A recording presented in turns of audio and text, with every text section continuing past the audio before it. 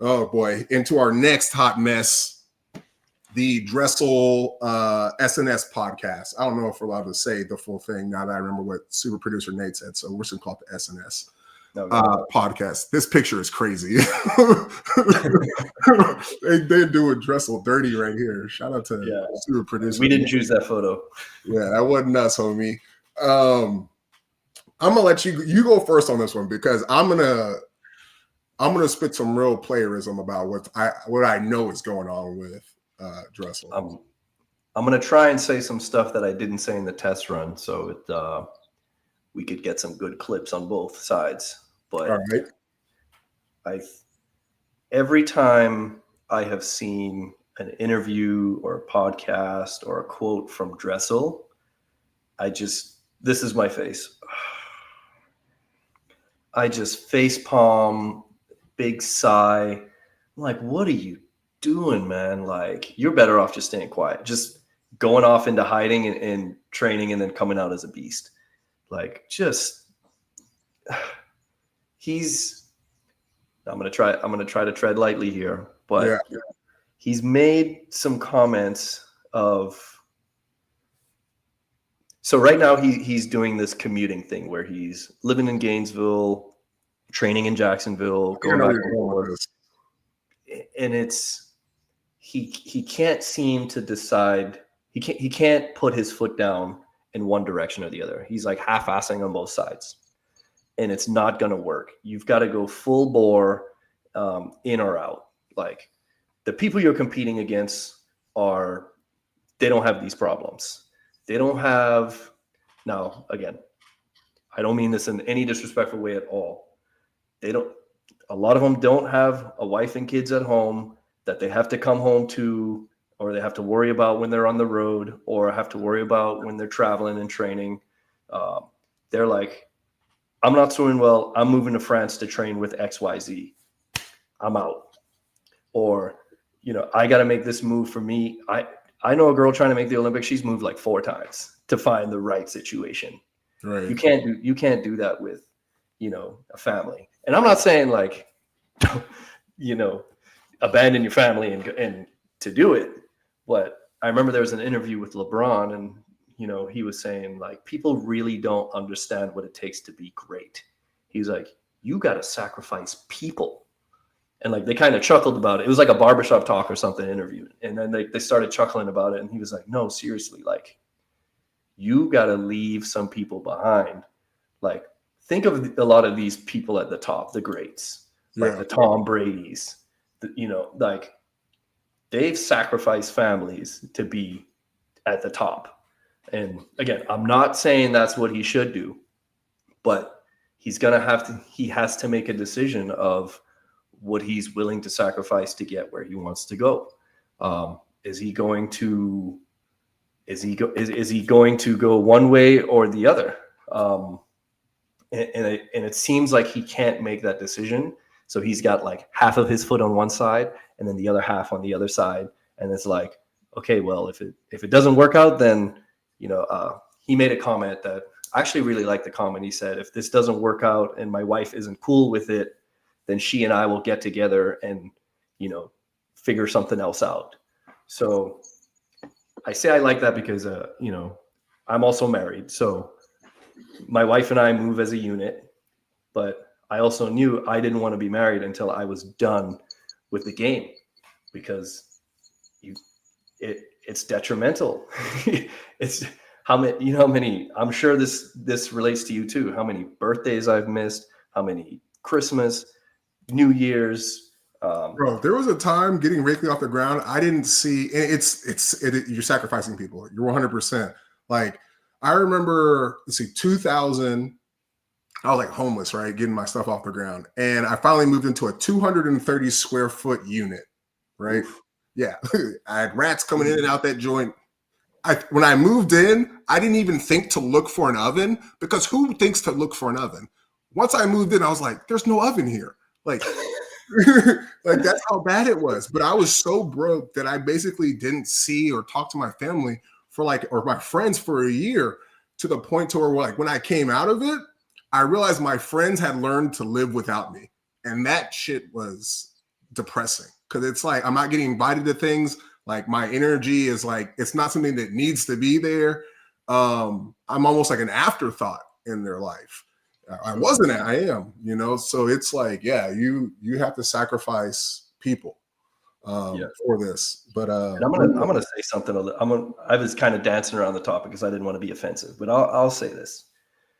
Caeleb, you're gonna have to decide which one you want to do. Do you want to go all in, move to Jax, train with Steve Youngbluth, and just be totally concentrated on that, which will end up in probably upsetting your family? Or do you want to commit more to your family and know that you will never be the same Caeleb that you used to be? And again, no matter what you decide, it's okay. But you got to accept. Yeah, he's got to live with it.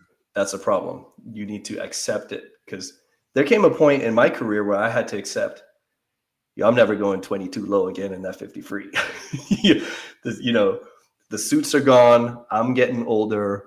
I don't have the same training situation I used to have. Like, I need to come up with some new best times. Like, because those times are gone. Like, It's over. You have to accept the new normal. And I don't think he's come to acceptance. He's still trying to chase what he used to be with what he is now. Can't do it. Yeah. So, all right. Everybody brace yourself. So, two things. All right. I'm going to say two things. And this, like you said, or I guess the three things, one thing to lead off, and then we're going to get into my two things, which are what his solutions, right?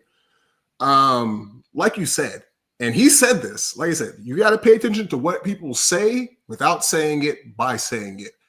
I couldn't get through his video. I couldn't get through it. I got 23 minutes in, like 23:47, I think is when it was. And I shut it down. It's like, this guy looks miserable, right? Like, even though you could tell he was like when he was happy about something, like you could see his eyes going like the reminiscing side of the brain and smile. It like looked through that smile was coming through this, like the rose coming out the concrete, you know? And he said it multiple times. And what he said was, my family, my kids, my wife, my family, postpartum. He said in that 23 minutes, if you're paying attention, enough time to say that my family is my problem, right? And I don't say problem as in bad thing. I mean, if his goal is to get to this spot, this thing is in its way, right? And you would say anything that's in the way of your goal is a bad thing. Now, when we start putting labels on it, Olympics, family, where you're at, it doesn't look too, it's not an attractive thing to say, right? And that's why he couldn't come out and say, my family's my problem. Like, you know, he ain't a part of Night Swim. He can't just say something like that. But my solution, right? And we're going to get into some playerism, right? Listen up, Dressel. Listen up, America, because some of you all who are in relationships have gone through this or are going through it. A woman loves you for who you are when she met you. She spends the relationship trying to turn you into something you are not.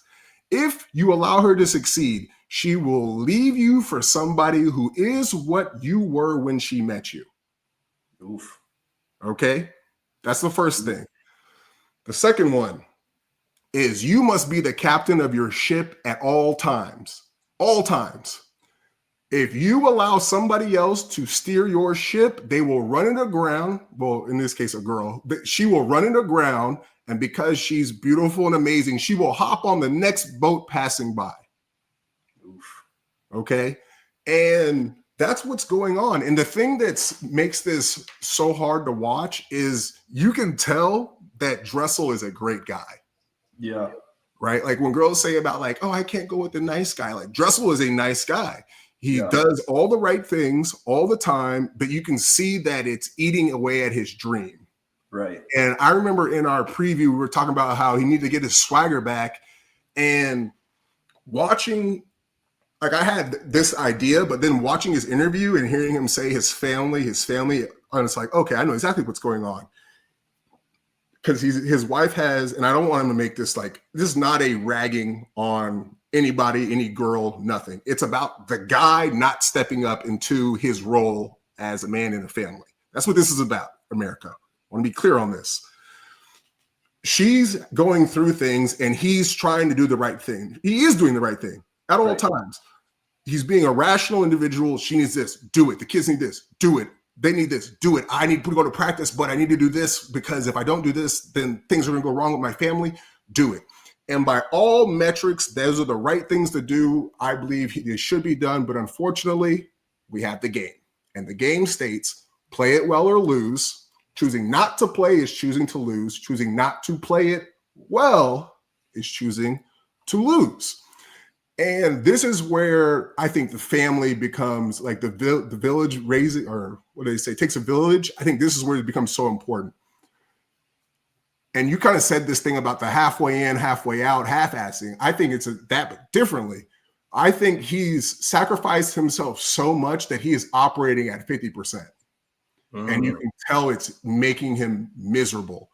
And I think on some level, he needs to figure out how to be like, he needs to say no and just see what happens. He needs to say no. Okay. And God, we're getting canceled, so you might as well just finish. I guess we're not going to make it past first episode.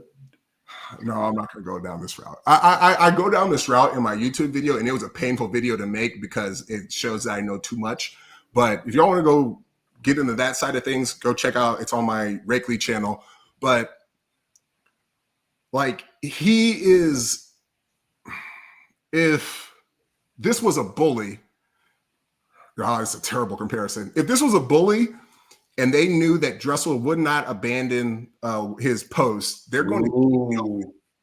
Okay. And this is not to call anybody a bully. It's just everybody's trying to figure out solutions. Right. He is, his wife is, I'm sure his kids are seeing things going down and they're trying to figure things out. And you can extrapolate this to everybody else, right? Like we have people we love that we want to take care of that watch us suffer and maybe don't even know that they're being taken care of and they're just trying to do the right thing.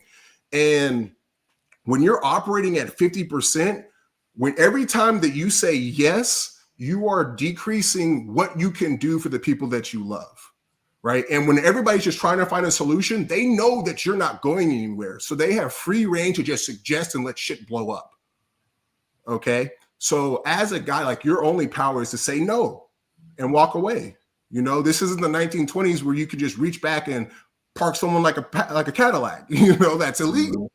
So you need to say no. And then that's where your village comes in, your mom, your grandma, to help you handle those things that you can't handle yourself, right? And you need to set like, hey, she needs this, the kids need this, I need to go do this, right? And because I do this, I'm going to be happy and I'm going to be able to operate at 100% because I think this is true of most men. I want to say all men, but people are going to be like, well. Yeah. We care about everybody's happiness. And within our own happiness is everybody else's happiness, right? Like we're not going to go do some selfish thing and then we got people we love and we're not thinking about them, especially when we're like at cloud 9, right? So when you're operating at less than, you're going to only be able to give less than, which is not going to make anybody happy. So you saying those strategic no's is going to help you. I'm not even talking to Dressel right now. This is for America.